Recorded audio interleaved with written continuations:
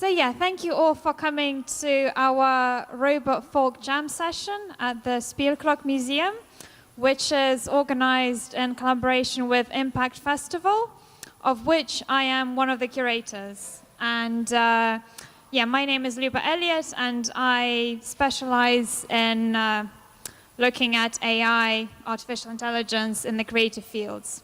So for this event, I am very happy to have lots of very exciting guests. So first of all, we have Robot Shimon over there. And he's been at the museum for, I think, a few weeks now, and will be there until December or so, I believe. And he'll be doing some playing with our human musicians who are sitting over there.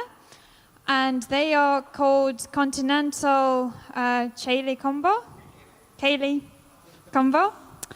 ensemble. And yeah, they will be playing the machine folk algorithms of Bob Sturm. And yeah, afterwards we will have a panel discussion with the musicians, Bob and Christina Anderson. So yeah, if you have any questions or thoughts that you come up with during the performances, do keep them for the panel discussion, because there'll also be some opportunities for you to ask questions. So at this point, I would like to welcome Bob Sturm, who is an associate professor of computer science at the Royal Institute of Technology in Stockholm. And he will tell you a bit about the musicians and the folk RNN work he's been doing. Thank you, Luba. Thank you very much for coming. It's a pleasure to be invited to be a part of this event in a very nice museum. I got here at 2 today and was able to take a tour and see a lot of these instruments actually working, which is a fantastic thing to see in a music instrument museum. So, as Luba described, my research is in artificial intelligence, and particularly applied to music. I am working on research that is trying to give computers or machines a sensitivity to working with this phenomena that we call music and we experience. And there's a couple different ways to do that. One is by listening, as many of us do, and another way is by looking at the symbols that a lot of musicians use, so a symbolic level approach. And the research that Luba was discussing earlier with folk RNN is a particular application of machine learning applied to a tradition of music that you hear in Ireland and England and France, this sort of music that's meant for dancing, the folk dance. Now, machine learning is the ability for a computer to inspect a bunch of data that we give it and derive rules that explain that data.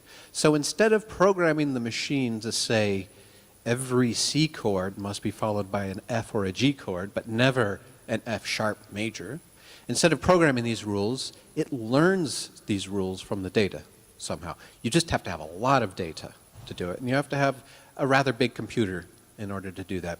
So what we did was take a machine learning system, and it's characterized by 5.6 million numbers, and these numbers the computer has to figure out how it can model this particular kind of music that we took, which was Irish and English folk dancing music. So this is 23,000 transcriptions of tunes in this tradition. Now these transcriptions are written in symbols that are rather high level. It says what pitches to play and measures and how the tune goes, but you don't ever hear musicians play it as it's written, because this kind of music is played on the spots and you improvise around it, and it's a lot goes unwritten.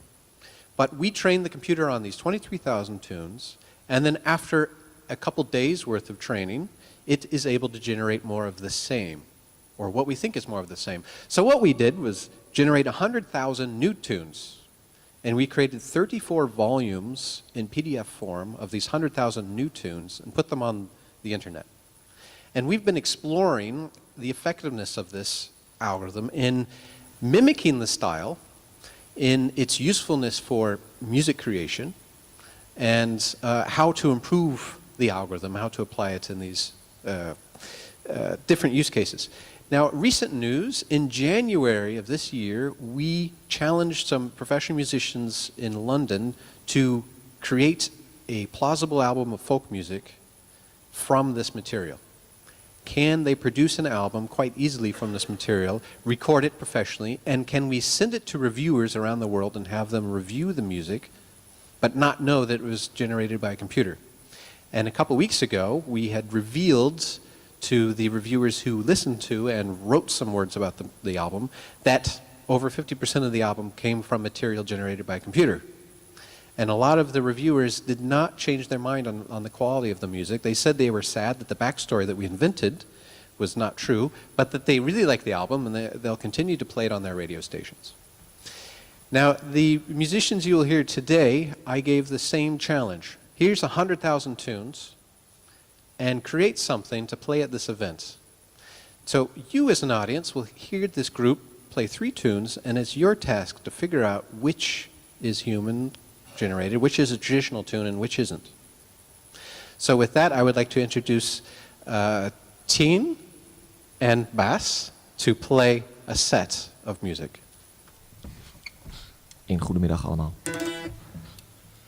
Ja. We gaan inderdaad een setje deuntjes voor u spelen. Het zijn 2 jigs en 1 reel. Voor wie niet heel veel verstand heeft van de Ierse muziek zegt dat misschien niet zoveel, maar het zijn dansmuziekjes. Dus bij deze.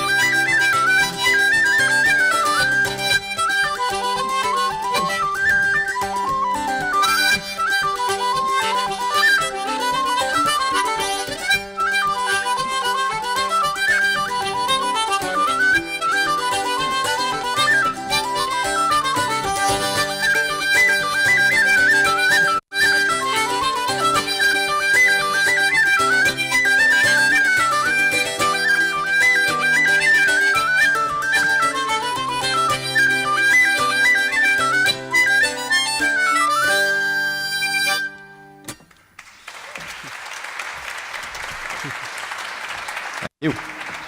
Thank you. So hopefully you heard 3 tunes in that, repetitions of each one. How many people here think that the computer-generated tune was the first tune you heard?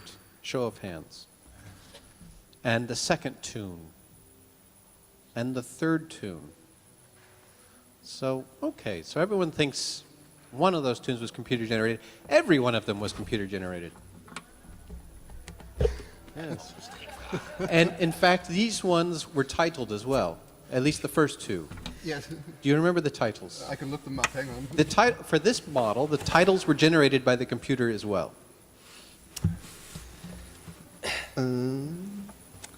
So this first jig we played is called The Hills of Directons, whatever that means.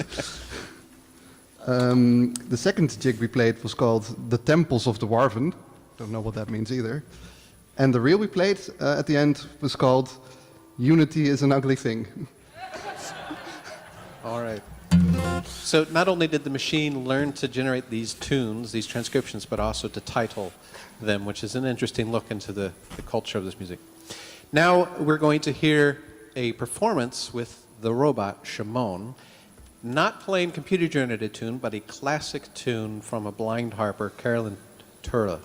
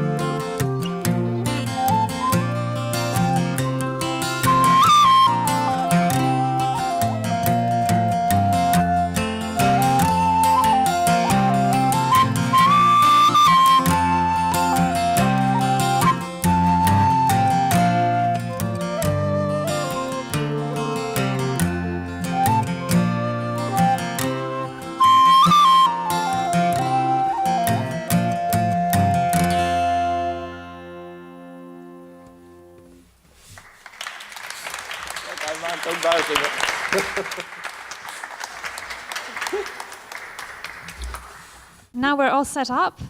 And you can see that we have both our musicians. We have Bob, and then we also have Christina. So Christina Anderson is assistant professor at Technical University of Eindhoven in the Department of the Future of Every Day. And I'd like Christina to say a few words about her work so that we have a better understanding before we start with the discussion. Hi, I'm working in the Department of Industrial Design in what we call the Future Every Day, because we're liking to think that the role of design is really going to be about how to think about all of the possible futures that might be happening and might be imagined or not yet imagined. So my background, I had just come from working 15 years for Sturm in Amsterdam, the studio for electro-instrumental music, where I worked a lot with algorithmic systems for music. And what I'm doing now is I'm sitting in a lab that works with embroidery machines, 3D printers, knitting machines. All of these machines are more or less computer controlled. And in fact, almost all of the things we buy these days have CPU in them. So all of them are a kind of a computer, which means that a lot of them have some level of onboard intelligence. Most of them are not very smart. They're more like mushrooms, maybe, or, they have behaviors and tendencies, maybe more than anything else.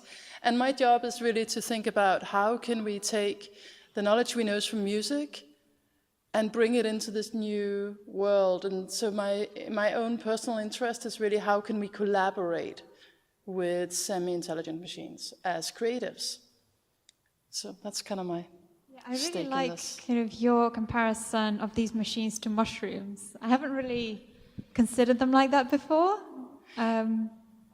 What kind of gave you the idea to call them mushrooms? Actually, somebody else said it to me. I forget where. It was somebody else pointed it out to me that mushrooms are similar in the sense that they're in a sense pre-programmed to do certain kinds of things.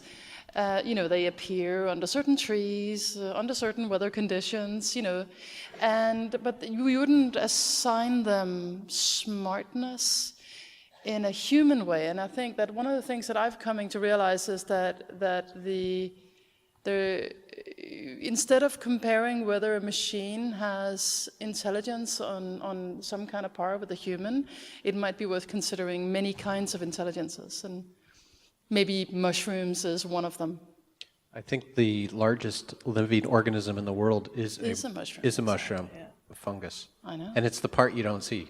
You only see the Exactly. spores, yeah. Yeah, That's a good analogy. I know. Yeah, good Similar. one. And to just kind of think a little bit about the music we heard or played or kind of maybe composed a little bit before, I'd like to hear from the musicians and also Bob, who was involved with composing the music, about kind of their experiences and how they feel kind of playing the computer-generated music or playing with the robot. Kind of, what are your thoughts on that experience?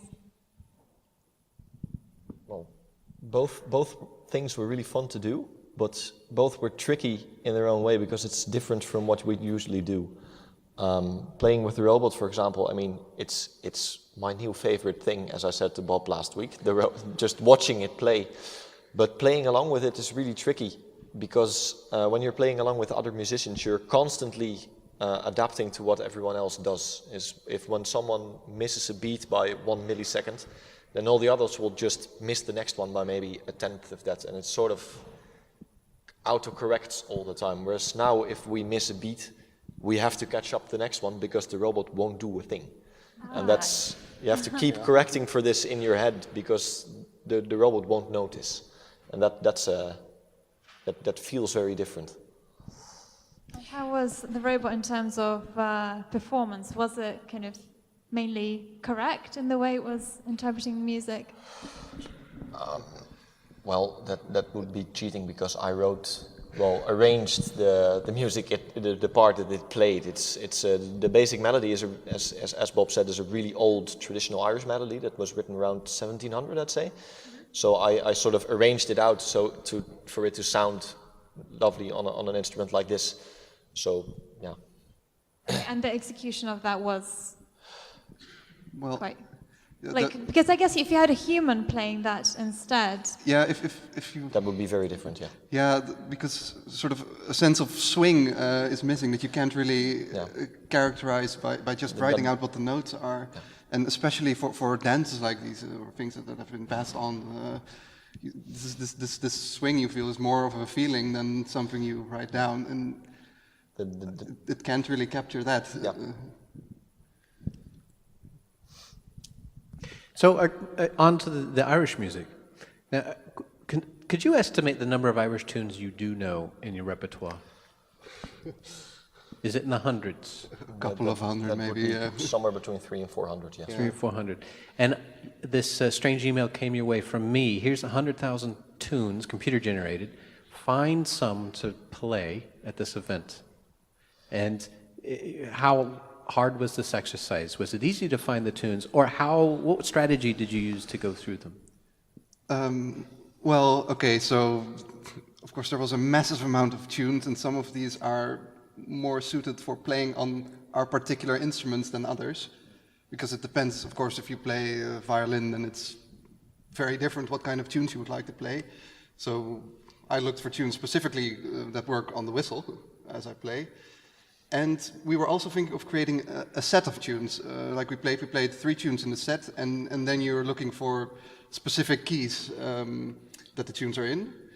So we picked tunes that were in keys that match well.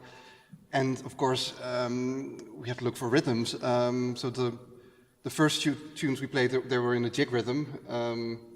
And the second or the third tune we played was in a real rhythm, so we also had to think of this. So this gives this sort of lift because it feels like you're speeding up. So all of those things we were looking for, I guess. How much of the actual playing do you think, if you're honest, you brought to it as musicians? How much did you sort of micro-improvise on top? Well, we had to adapt the tunes beforehand already just to make them playable, because what came out of the algorithm is, well, when you played it, it feels sort of like you have a bit of a part of a book which you run through Google Translate a couple of times, and then you try to read it really fast. Mm-hmm. So you sort of get what it's trying to be, but it's not it, and it's really counterintuitive at times, because there are sequences of notes that are just really difficult on the instrument and that you have never played before, and that makes it difficult. So we sort of at a couple of places in the tune you just take 1 or 2 notes and you move them up and down a bit just to make it more fluid, more logical, to make it flow easier. To make it more human, I guess. Yeah. And also on the more technical side to make the chord progression make sense underneath. Yeah, that as well. How many tunes did you look through before you found these 3? Very many, I think. But yeah, 3 or 4 for me. 3 or 4 tunes. Yeah. You found a good one really quickly. I was really lucky. Yeah. I think so. But how many tunes in total did you look through before you settled on those? Oh, I actually went through, so I just picked one of the volumes at random, and then I started just looking at tunes and played them back to myself until I found something that sounded like something I would want to play. And this actually took me, I had to go through quite a few iterations before I found what I was looking for, I must say. Sure. And what was missing from some of the tunes that you weren't inspired to play? Sometimes the tunes were not complete, I guess, because the databases you're basing this on also have some tunes that are not complete in it. So I guess then the algorithm just spits out tunes that are not complete. So I just skip those. You want to say something? Yeah, I think I've composed maybe 20 or 30 tunes myself over the past few years, and it's when you try to write a tune, it's you start with maybe 3 or 4 bars of melody that have been stuck in your head for some reason, and then it's sort of trying to find out every few bars, like where do you feel it wants to go. And sometimes with a lot of the tunes from the algorithm, you play a few bars and you feel that it wants to go here, and it goes there, and then it just doesn't do it. It technically works, but it just doesn't feel right, and yeah, so that's what I looked for. A previous musician who was familiar with the tradition once said that going through the book or the volumes, it feels like a lot of tunes that are familiar, they're mashed together. And it may make sense over a bar or two, but then over several bars, it's like, it's confusing. So in that sense, when you had to learn these tunes, how hard was it to learn them and commit them to memory? Hard. Yeah. A Harder than usual, lot harder than with traditional tunes. Yeah. There's also a sense, when I'm learning a tune, it's probably a tune I've already heard a couple of times from other people, so it's already a bit in my mind. And of course, there's some common themes in tunes that you just recognize in a new tune you're learning, and then you pick it up quickly. And that's a lot harder with these. Will you keep these tunes in your repertoire? Yes. I won't forget them. No, that's just so that it isn't so much wasted effort also, but it's no, but they're just to show off with, I'd say. So you would play them at a session to say, hey, look, listen to this. Where do you think it's from? Yeah, we played them yesterday. Yeah, we actually played them at the session in Utrecht yesterday as well. Interesting. Would you consider maybe having some of the computer quirks in there? I mean, is it important that it's clear that it's different? You could imagine having, keeping one of the quirky chord changes, maybe. Then we'd have to go find the original versions again, I think, because we changed them already a bit. Yeah. But yeah, it's still when you're familiar with what the traditional tunes sound like, these do still feel different. Yeah. It's hard to pin down why, but they do feel different from what you're used to. So this genre has been given a name. It's called machine folk, because it's generated by a machine. And I find too that it sounds often quite different, unusual from the tradition. So getting back to this tradition, it's a living tradition. It comes with a strong history and a national identity. And what does it mean to have a machine composing folk music to you? Is it scary or intimidating? No. The traditional Irish music is very much a performer's music. So it's what you said before, is the melody that's written down is like the bare bones of what you're supposed to play.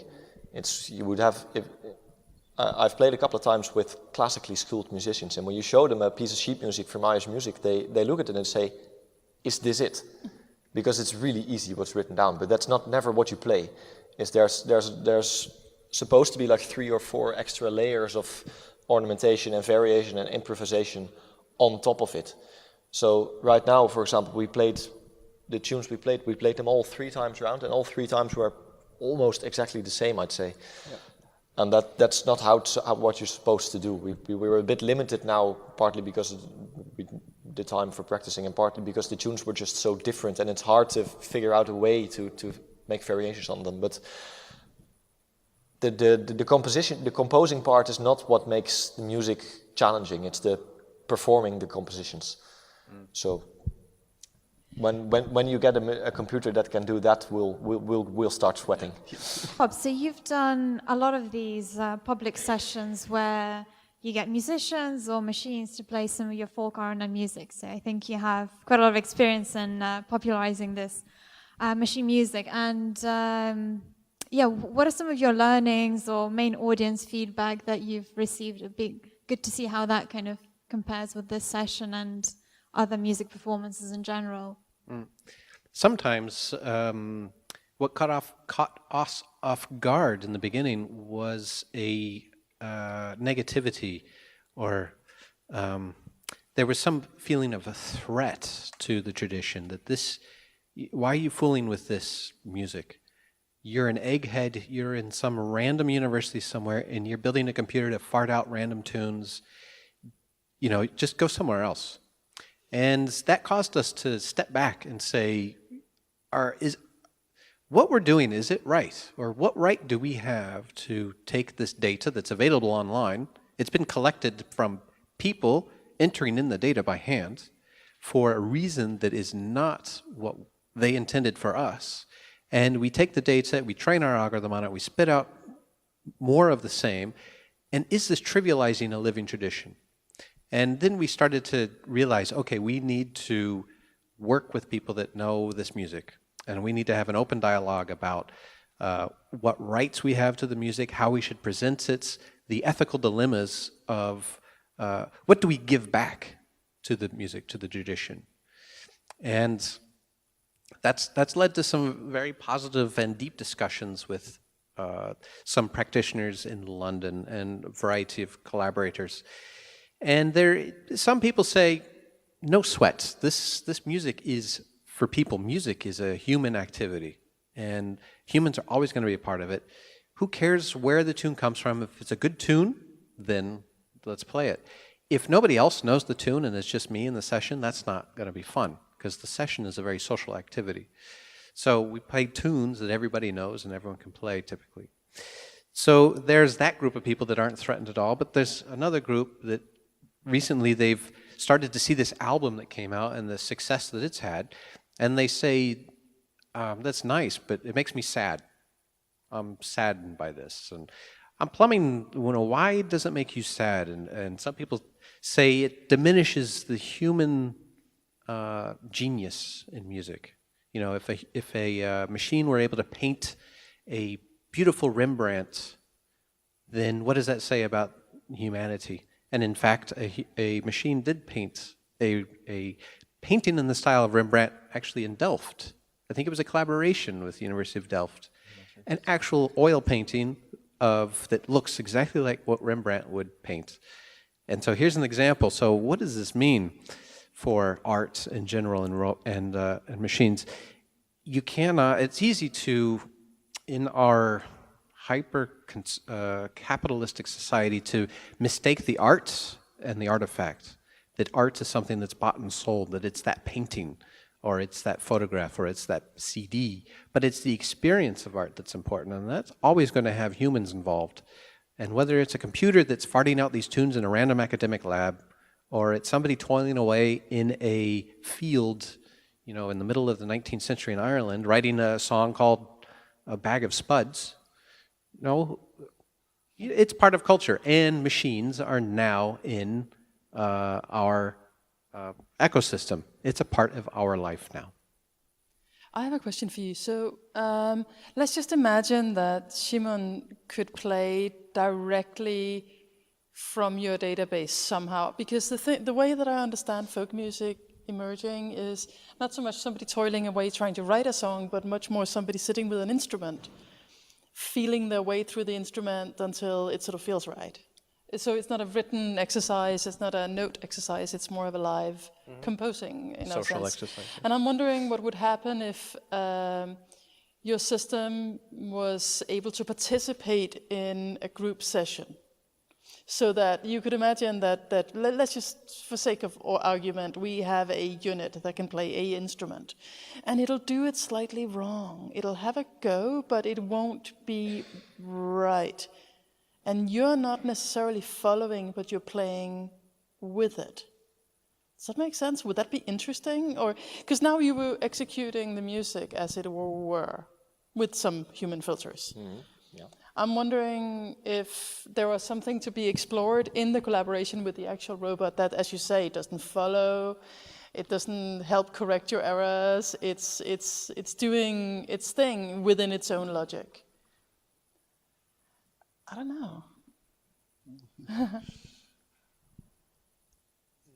Well, it definitely sounds like an interesting research project to help figure out like what makes the difference between feeling as if you're playing with a radio and playing with an actual person. Yeah. But, well, as Bob said, that these music sessions where this kind of music is typically played, they're social events. Yeah. So it's the music, typically there's very little, like in terms of modern compositions. Mm-hmm. It's, you can play tunes that have been around for 200 years, which are frankly really boring. But it's not, the composed tune doesn't really matter. It's, first of all, it's how you play it, which makes it interesting for yourself. And it's just the joy of playing with other musicians. Yeah. So. And hearing what other people came up with, right? Right, exactly, yeah. We were, a couple of months back this summer, we were in Ireland, in Doolin, at a big festival there.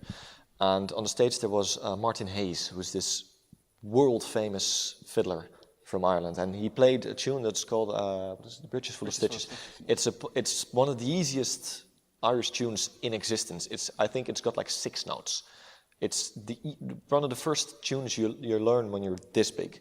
And he played it like 12 times round on stage, really slowly, and it would have been so boring, but he was so good at it, and he played it slightly different every time. And the dynamics were good, and he made variations, and you were enthralled until the end. It's one of the most amazing things I've ever seen. Yeah, and the composition itself, just the notes of that tune is worthless. That's nothing. It's purely the artist itself which makes it worthwhile. So at the moment, you don't have so many fears about robots like Shimon or composers like Bob Volkarainen in taking over your job. Because often I feel like if you read the media, you will see that AI composes the first folk music, or AI does this, and the focus is always on the artificial intelligence component, and you don't kind of realize that there is still the human very much involved in choosing the data set, figuring out how to get the machine to learn from the data and then to compose the music. So I was just wondering, actually, to the whole panel, how do you see the role of the musician changing in the future? Do you think at some point it will actually disappear and we will just have robots playing Bob's folk music all the time? Or will the role of musicians somehow change, or how do you see the future? One of the main reasons why we're doing this research, well, there's 2 main reasons. One is, what does it mean to have a machine that's so-called musically intelligent, and how can you plumb its depths of intelligence? The second thing is building tools, new tools for creative expression. And this algorithm that we've created, it's generating a lot of material. A lot of the material is not sensible, and it's not useful until it gets in the right hands with the right expertise. And so this is like, as somebody has pointed out, it's like an electric guitar. It's a new device. The application of artificial intelligence is going to change aspects of music, but music will always remain a human activity. So it's just about enriching the toolkit that we have to create and express with music. I think another question is also in terms of, at this moment we're having this, the musician is finding, a piece from your collection and then adding a human filter, expressing on top of it. And as we just heard, sometimes the basis is really quite simple, and the art lies in the expression. I'm wondering if it would be interesting to look at what happens to that music without that. So what would be the music that the machines would like? To what extent are we necessarily making music for humans? We might be making music for that guy over there. And I mean, obviously not. But there's a thing to that about broadening out of thinking, again, trying to not necessarily emulate the human, not replace the musician, but rather to say, as a creative, as a maker, I don't need the computer or the robot to be me. I need the computer or the robot to be something different than me, to give me pushback, in a similar way to the electric guitar, actually. If you think of the electric guitar pedal, what it actually does is it takes the sound of the guitar and makes it strange, makes it unlike a traditionally amplified guitar. So in a sense, I always like to think of the guitar pedal as make it stranger. And in a way, I think one of the things that I'm seeing is that we can use these systems not for making more us, but for making different things. And that's, I think, where somehow you have a corpus that is relatively clean by the sounds of it, the original trove of folk music that you look at. And I'd be really interested to what happens if you could allow that to pollute it a little. It's polluted, definitely. You could extra pollute it. Pollute or it you with could what? select for pollution. Because it would be really, really interesting to keep some of the errors in there. You know, I mean, it would be hard. And some of the chord changes would be more borderline impossible, but it would be, I mean, maybe that's where there is something in it for us to look at. Maybe there are other chord changes that are suitable for situations where we might not be thinking folk music. Now, I don't know. Creative challenges, basically.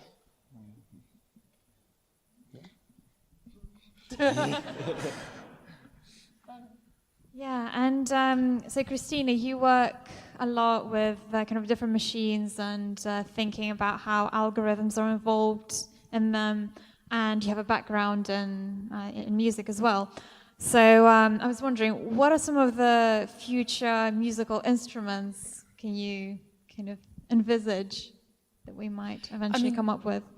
I mean, essentially, one of the things that we're interested in is what you used to call glitches, but this idea of where you see the systems express itself in some way or makes itself apparent.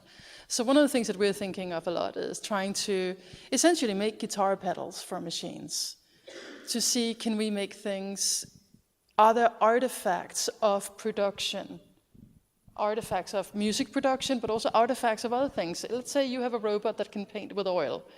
It's a production machine of some kind. A 3D printer is a computer-controlled hot glue gun, essentially. And are there artifacts of that where we're not mimicking something else? A 3D printer is not replacing a putter at all. There are things about the way that's done that makes it of itself.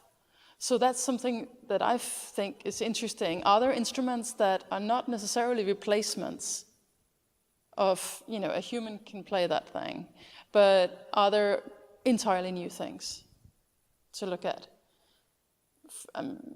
Sequencers are maybe a good example of an instrument we didn't used to have. And Tijn and Bas, so as our musicians, I was wondering, what actually would you like to see being developed by the technical and design community? Because I feel in this instance, we kind of forced this computer-generated music on you to make you play it. But like, are you interested in kind of working with more music that has been composed by a computer, or would you like to see kind of special kinds of instruments or other tools that can help you in your work? Yeah, that would definitely be an electric harmonica. That's something that's hugely missing from the world right now. Well, I would play more. Okay. I would play more of this music if other humans would play it as well, because the reason I learned to play an instrument was to play with other people. And so, if it was music that other people played, I'll join them, I'll play with them. But otherwise, I'm not sure. That's the whole point for me. Okay, interesting. Interesting that you mentioned that, I guess, also looking at it in terms of collaborative activity, because you are ultimately playing as an ensemble. But I certainly know that a couple of years ago in the field, a lot of people wanted to be the first ones to kind of, I don't know, to create a specific song with an AI, or to write the first short film where the plot was written by an artificial intelligence. So there was this kind of drive to become the first to do something with an AI, rather than kind of be engaged in a community of people who are doing something like that. In the world's first computer-generated musical in 2015 in London. Yeah, because you were also involved in that. Where 25% of the lyrics came from the machine, the plot came from the machine, a lot of the music generated was used by the machine, was used in the musical. And it was it didn't have rave reviews, but it wasn't a failure. Was it strange? Did you keep Nope. the strangeness, or was it Nope. filtered out? It was filtered out. See, I'd like to keep the strangeness in, personally, because I would watch that. Actually, wouldn't it be great if the songs end at a wrong point, or it starts with the ending, or the grand finale happens 15 minutes in, or the dancers enter in and then they're stuck there because somehow there's nothing for them to do. I would be more interested, actually. Yeah.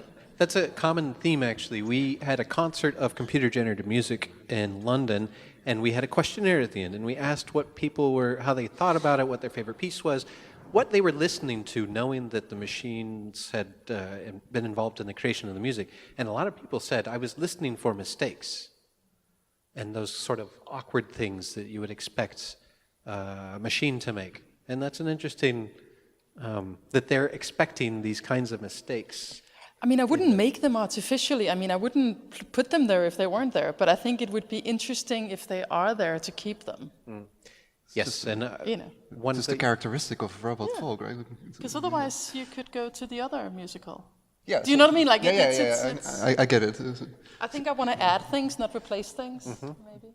So you see it more of a, what was the right term? Something kind of special or in its own category, but not something that you would want to be part of, let's say, mainstream musicals. I think it would be great to broaden what we do, maybe. Because the issue, of course, is that sometimes if we have too many filtering mechanisms, it becomes a little like,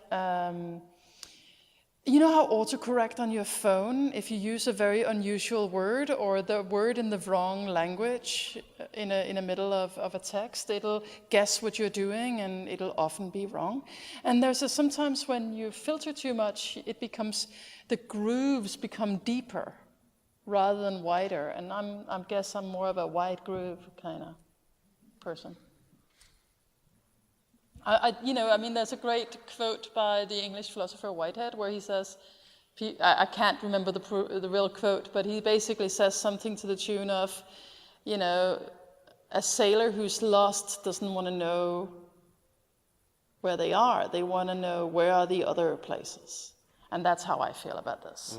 Show me the other places and bring all of the human skills and all of the social work, like working together and bring the corpus, absolutely, the original trove of music. I just want to see what else it can do. Personally, that's where my interest lies. Yep. And one of our challenges in generating this system on Irish music is not to create the best Irish jig or the best Irish reel there is, but to make these mistakes, the right kind of mistakes that make it interesting. Yeah. And oftentimes it will create tunes that sound nothing at all like the training material, but that are musically inspirational. And oftentimes it could be just a title. So one of the pieces, it titled The Humors of Time Pigeon, and the music was quite unusual. And I was inspired to work with it and composed a little chamber piece around that, imagining a pigeon traveling back and forth in time. That's a great band name as well, Time Pigeon. Yeah. I'd go to see them, right? Can we do that? Yeah, perhaps that could be the name of the new band with Time Bass and Shimon. Yeah. Time Yeah. Pigeon. Not just the time pigeons, right? Yeah. So I guess at this point I'd like to open up to any questions from the audience. So if you have anything you'd like to ask our panelists, or if you'd like to learn more about the robot, the folk band practice, Bob's folk RNN, or Christina's work on new instruments, then do raise your hand. Or any questions about kind of computer creativity and where it's all going. Well, 2 questions. I think you were first, but your hand is now down. That's fine. You can still ask your question.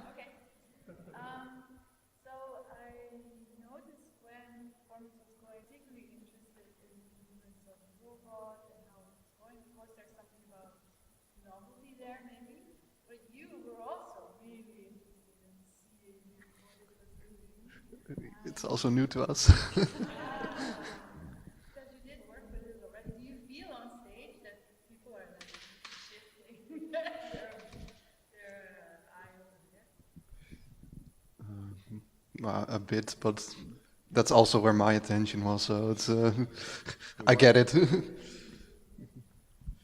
Yeah, I guess because in some ways, if you haven't seen many robot music concerts before, then of course you're very curious as to kind of what the robot does. I'm also wondering if there's something more about it, the fact that it might be strange, and so that really attracts the look, so that I'm thinking it might be some kind of intention about it, different. I'm not sure, is the head, the movements of the head, what drives the I mean, I'm calling it a head, but what drives the vision? Right now, the eye is not actually hooked up to anything. That's what I thought. It just knew I could move the robot where they were standing. So during points where it was just going back and forth.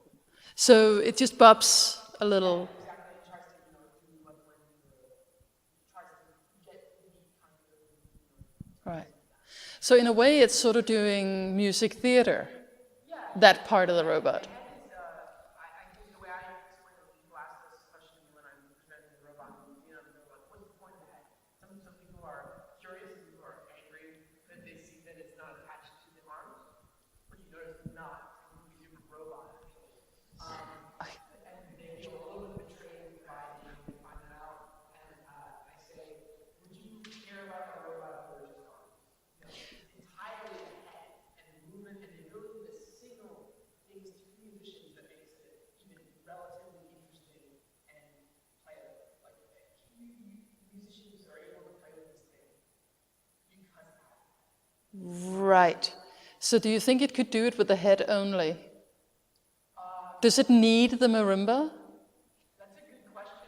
I've made it play a mini marimba before, which kind of blurs the boundaries because then you're making it strike something where it already knows the digital message that you're going to send it. Yeah. So you can take it to where the arm movement becomes purely theatrical.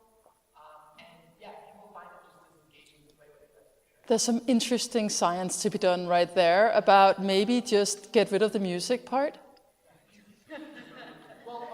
She's planning new instruments. Sorry, I'm messing with the system. If you, this robot is, Right. there's a little robot here that it just plays music from your phone, and then it will analyze the music that's being played from your phone and dance along to it. Right. Yeah. But also, I mean, generally looking at non-humanoids, I think is really, really interesting to look at things that don't have, where I can't say the head, you know? Do you feel betrayed now? That you know that the head wasn't doing anything? Totally, yeah. I'll never be able to look him in the eye again. He's never coming to another I gig. thought he was acknowledging me, but Faker. A question at the back.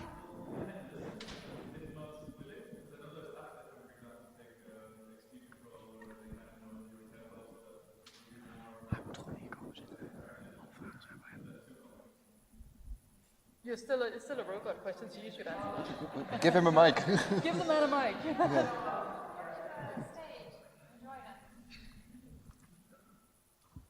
So I'd say that yes, Shimon can listen, and we do make Shimon listen. It wasn't doing that right then because they sent me the song they wanted to play.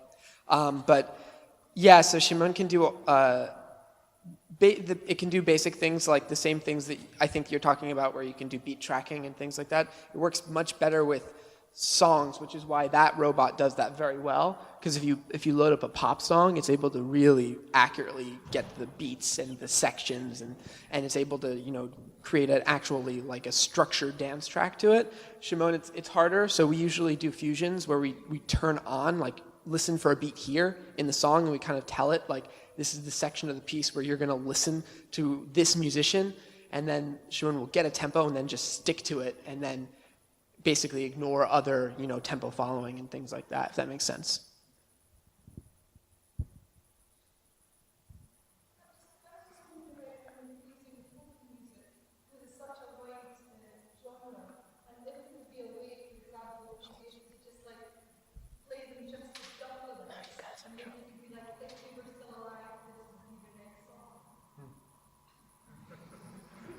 So interpolate from the catalog of the Dubliners to what they would play.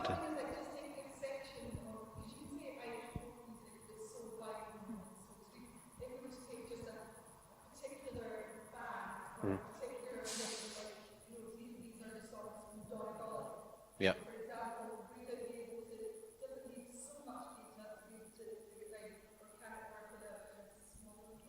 No, and this is how you teach people how to write novels. First, you teach them about language and how to put together a sentence and all sorts of ways to express yourself, right? So you have to learn the basics of writing. And then you start to specialize their training in a particular class. And that's essentially what we're going to do. So we've got all this music, and not all of it is Irish, but there's some French in there, there's the national anthem of Nepal is in there. I had to do a significant amount of cleaning of this data, and through that process, I start to understand that a lot of this music just comes from other places. But then, after training on the 23,000 tunes, it's got an idea of how these sequences are built up. You can start to focus its training on just jigs, and just jigs from Donegal, or jigs and reels, or just polkas, and so on. So that's what we're working on now. I was just curious to know the plot of the first automated musical. Yes, the musical was called Beyond the Fence, and you can find the reviews of the musical online. And it was built as the world's first computer-generated musical, so the reviewers knew what they were getting into, and audiences did as well. The plot was focused around activists, or in the 1970s, there was this place where they stored missiles, nuclear missiles, I think. Greenham Common? Greenham Common, and there was a group of women that were demonstrating against this for a long time. Actually, they set up a camp there. They made song books, and the music was inspired around that event. But there was, of course, it was a U.S. base, an American base. A U.S. soldier guarding that base falls in love with one of the protesters. One of the protesters has a daughter who's troubled and learns how to speak and to love again through through this. And how the director of the musical came to that idea from a computer-generated idea was very interesting. So you can find the documentary, a 2-hour documentary on the production of this musical online, I think. Yeah, and I also saw the musical, and from what I remember, I think some of the plot work, was that done by Goldsmiths? Yes. Or was it? Yeah, and I think they analyzed maybe 3,000 or however many musicals, and they figured out what normally makes a musical successful. So, for example, it helps if it's set in 1980s, it helps if it has a love story, and there were a few other... There's a death. Well, A maybe, death before yeah. the first act ends or something. Yeah, and some other points like that that were maybe a bit more specific. And then it was up to the musical team to actually come up with, where is the best place to set this musical, and what are the best kind of specific details that we want to give to the plot.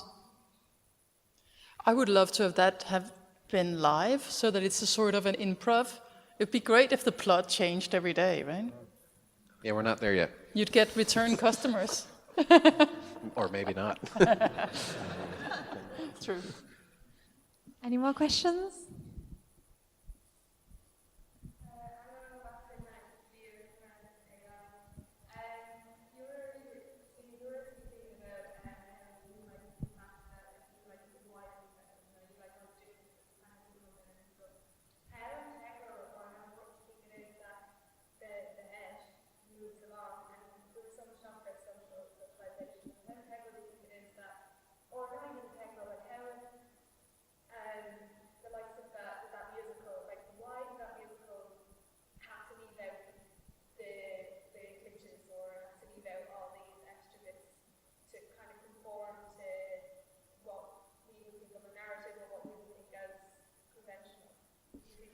I think some of that is culture catching up, right?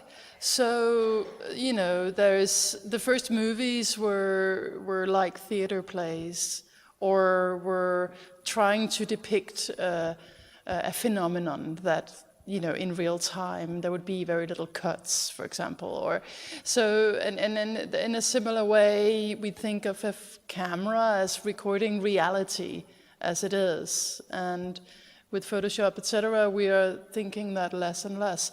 And I think, I mean, I'm not saying it has to go that way, but I think there is a tendency for us to gradually expand our expectations for what things might be. And, you know, broader isn't necessarily better. It's just that from a creative point of view, it's maybe an interesting place to be, or at least look, or a reason to look. Because otherwise, you know, it's a slightly depressing perspective if you're going to think of it as a replacement of what we already have, only this time without any of us in any kind of job, right?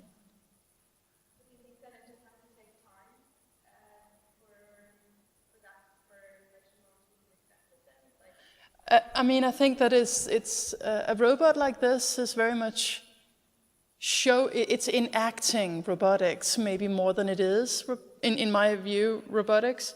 I mean, I think that I saw a project recently with somebody who's using industrial robots from car manufacturer and using them as musicians in a band.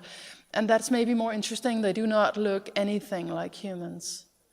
And for me, that's more interesting. But then, of course, I'm from a particular sub-community of things. So I think your mileage may vary. And one of the robots are particular in the sense that a friend of mine says that a robot is something that doesn't work. The moment our robot works, we call it what it does. You know, the moment your coffee machine figures out how to grind the beans and get rid of the puck of the old beans automatically, it's sort of kind of a robot, then it's just a coffee machine. You know, or the robot vacuum cleaner. You don't call it a robot. At some point when it starts working, you call it the vacuum cleaner. And I think that's similar for AI to some extent as well, that the joke is that we go, oh, AI, you know, it'll never get anywhere, because that's the name we use for the things that are still in progress, I think, to some extent. This might be wrong. How do you feel about that? Yeah, I mean, I'm guilty of anthropomorphizing my algorithm and assigning it agency that it doesn't have. Yeah. And that leads one in the wrong directions. And you always have to have that moment of, am I being tricked? Right? It wasn't looking, actually, and it wasn't listening. So. I mean, it's really interesting. I don't know if you're ever at a music festival, they have these great robotic arm cameras. You know the ones I'm talking about. And I typically spend like most of concerts looking at the robotic camera. And most of the time it's not being intelligent, it's being remote controlled, which is maybe why it looks graceful. I don't know. But there is something there about meeting the other, meeting the thing that isn't us, that I think is maybe a deep thing, somehow. No more questions? Okay, so, Bob, you can give us your concluding thoughts. Yes. Anybody else, if they wish? So one of the things that's very important that you've mentioned is the interface. And if something's not usable through that way, it's not going to be useful to anyone. So we've put a lot of effort into making the models that we've created usable. You can go online to folkrnn.org and actually interact with this system to see how it generates music, and you can seed it with different ideas and see if it repeats and varies. You can also increase the temperature of sampling so it starts to make odd things.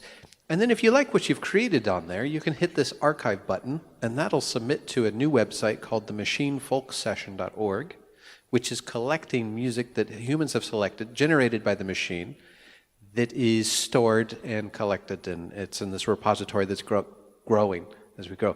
And you'll see lots of videos on there, particularly of me at this time playing a lot of machine folk, but I'm trying to interest anyone else to play this machine folk along with me. I don't want to be this lonely guy playing the machine. So have a look at those two websites and see what you think.